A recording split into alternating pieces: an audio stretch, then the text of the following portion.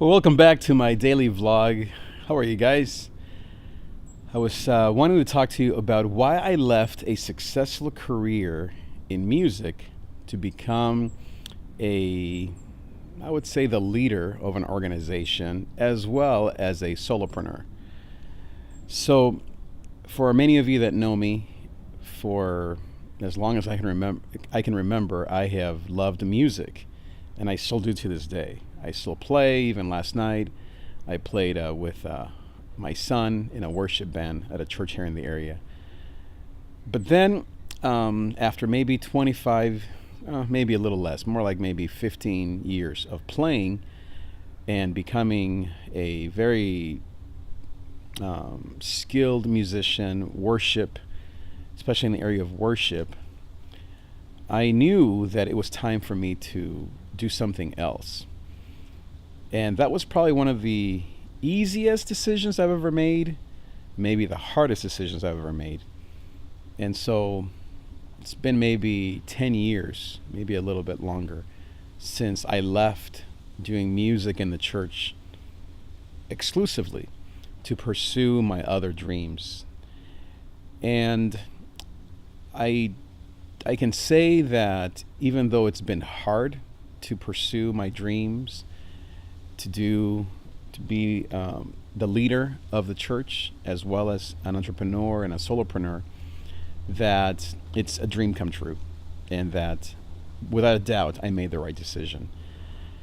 But the reasons why I made that change maybe will be helpful to you if you're thinking of leaving what you consider your heart or your bread and butter, the thing that brings you income, the thing that you do really well, and maybe you're thinking of leaving that for something else, something that you maybe have a passion for.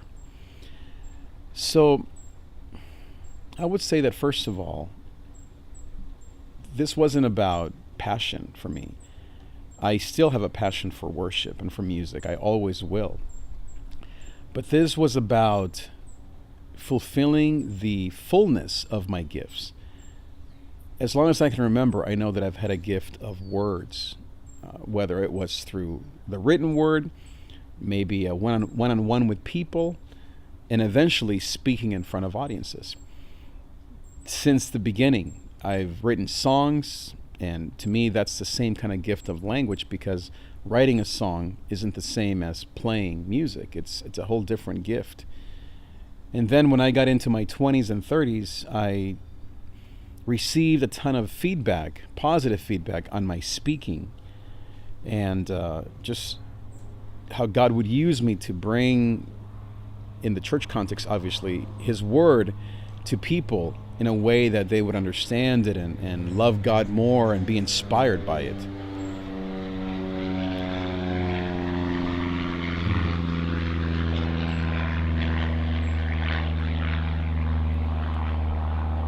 Long Beach Airport.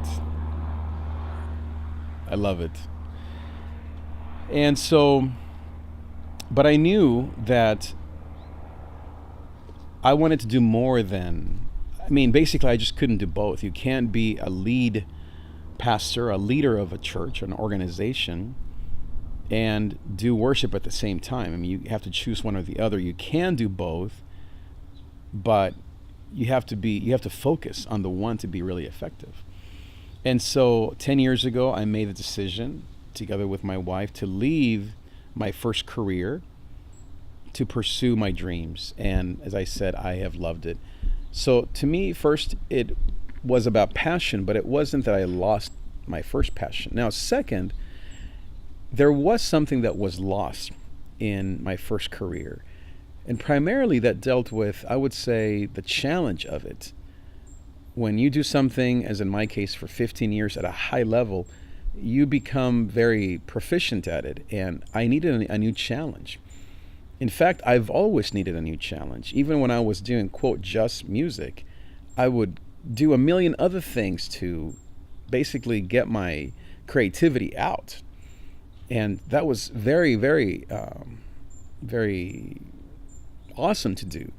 But I guess the same thing is true. I needed more time to pursue my dreams. I didn't want to have to divide my time doing a little bit of this, a little bit of that, etc. I wanted to focus. And so I left music to focus and to learn, to grow, to become even more effective as a communicator, as a leader, as a visionary, as an entrepreneur. Now with the online space and the online business world, I wanted to pursue that dream even more, even more, with more of my focus. I would say third, when I was doing music, I began to feel grumpy about things. Daisy, no. I began to feel upset at the organization and at how people led and at systems, because when a younger leader is ready basically to lead, at least in my experience, he starts by complaining a lot. And so I wouldn't say I complained a lot, but I definitely knew that I was ready to do my own thing. And so that was also another sign, another reason why I left, is I knew that I wanted to do things my way, that I wanted to test out my wings and to see what I could do on my own. I mean, I always think of Shaq and Kobe, and how Kobe at some point got to a place where he needed to test his own wings, test his own abilities. That's what happened to me. I would say number 4,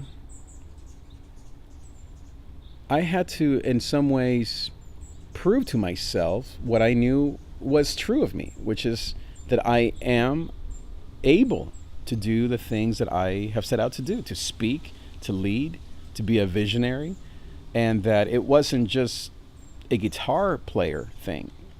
I wasn't just a really good musician. I was meant to be a lead pastor or a leader of an organization, to be a entrepreneur. And I keep talking about both because I don't think they're the same thing. I think the church is what it is, and then I have my other creative outlets that I still pursue, including music, including this online space, vlogging, and my podcast, and all those things that aren't necessarily related to the church. It's an online business that I'm trying to develop, and I love it. I love it. I would say maybe lastly, there is a calling that I've always had to be an influencer, to be a speaker, and to influence people. And I remember my mom would always tell me how I was doing that through music. And of course, I feel that music and musicians, and certainly worship leaders and the worship environment, is a powerful way to influence people. Of course, music is powerful, and I still do it. That's why I still do it. But I was ready to influence people through my speaking, through my leading, through my moving an organization forward, by being the person responsible for the good and the bad of an organization. And I love that. I love being the person that's responsible for the wins and the losses. And it's been, of course, challenging, like it was when I first started music. Like anything new, anything that's creative is challenging for maybe the first 5 years. I think it's not until year 2 that you even know what the heck you're doing. And then year 3, year 4, year 5, you're hoping to now begin to kind of put your feet get your feet wet and to establish some roots and to move into your actual calling and your vision for that organization, or in my case for the church. Maybe lastly is, I feel like I have a message to share, and this is, I think, what's true of all of us content creators, leaders, speakers. I really believe that God has given me a message to share. And primarily, it's just my life. Like Gary Vee says, your story is your best content, or your truth, I think is what he says, is your best content. And so my truth is that this is what I'm supposed to be doing. Yes, it's hard, but that doesn't surprise me, nor does it scare me in any way. As I've said, I've been through everything that I have accomplished in my life. Everything. My marriage, my fitness, buying a house, moving, succeeding, raising teens, especially raising teens, has been an act of grace, an act of God. It's been the grace of God. But it's also taken a ton of risk and a ton of hard work. So I'm not afraid of hard work. And of course I had no clue how to raise a child or how to be married. I just knew that I loved my wife. I knew that we wanted to buy a house, and so we did. We had 2 houses at one point. And I hope we someday have 3 or 4. I love real estate and having people rent our homes and provide a place for them to live, and of course the income and all the rest. I know that I'm supposed to have wealth in my life. And a lot of people don't like that when I talk about that, because I literally had a spiritual leader in my life years ago tell me that somehow we're supposed to live under a vow of poverty as Christian leaders.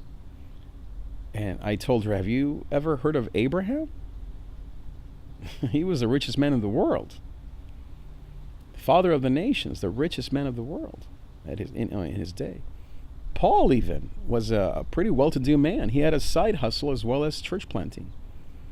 So this idea of being poor and being a Christian leader is just tradition. It's just, I think, fear. People fear that somehow evil or money will corrupt us. And I don't love money. I could care less about money. Nothing about me, my clothes speaks of money. I just don't care. But I do believe that I am supposed to be a millionaire, that I'm supposed to create abundance. First and foremost, because those are my gifts and talents. Second, because it'll represent that I've influenced and helped a ton of people. And then third, that I can do whatever I want with it. Eat wherever I want, travel, go see a show, or give it all away. All of the above. Which is what I do now. And so now that's not going to happen through the church, of course. The church, if anything, I hope someday that I'll just take a $1 salary from the church, and that 90% or 100% of my income will come from other places. That's really my goal, to not be a burden on the church and to give it all back, as long as I'm able to create 10 times the wealth elsewhere, of course. And that's what I'm working on. And so I really believe that what I'm doing right now is the fulfillment of all that's been in me since I was in the womb. It's been the evolution and the getting here of what is inside of me. And I will continue to do that, even though, as I said, people have discouraged me, people have been against me, people have doubted my decisions, but by the grace of God, my wife,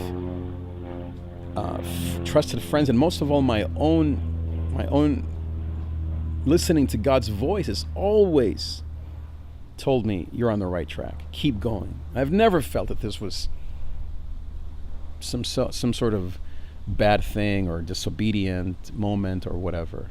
I've always felt the grace of God in all these decisions that I'm making.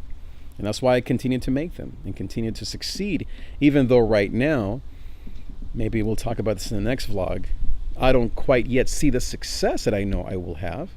And that's part of the lessons of being a creative and being a leader of a church or an organization. But I know it'll happen. And I know it'll take time, but I know it'll happen. And yes, I struggle. And yes, I get down. And yes, I get angry. And yes, I get frustrated. And yes, I am full of compassion and hope and love and want to love everyone. Of course, all of the above. All of it is true. But none of that deters me from pursuing my dream and learning to trust God, learning to trust Him, not just in the bad times, but also in the successes. And that's something that I really believe in, is that God wants us to succeed. I have no idea what that means for you, but I see it in His Word. The parable of the talents is very, very clear. Every one of us has been given a talent, and we're supposed to multiply it.